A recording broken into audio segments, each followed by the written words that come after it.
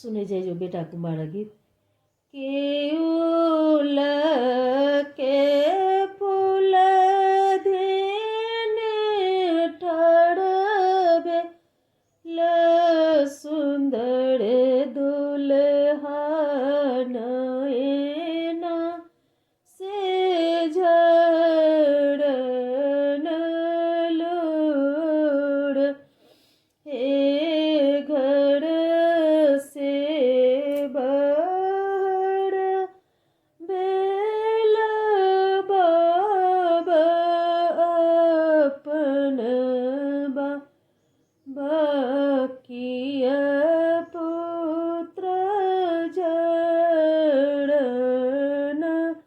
लोड़ हमारो भी यह बाबा देश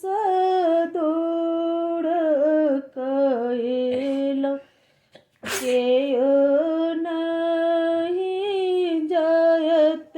संग साथ हे दस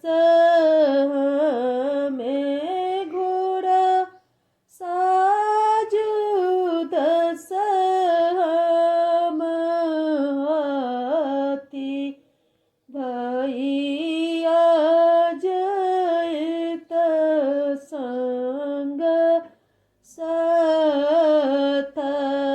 हे दस भैया आगू की दस भैया पाछू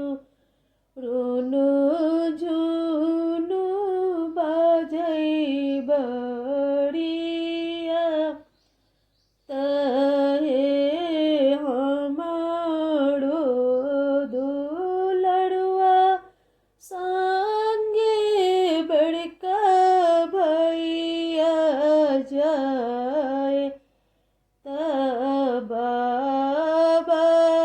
चलत संग साथ हे अबध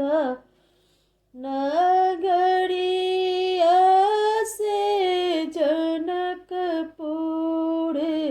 जा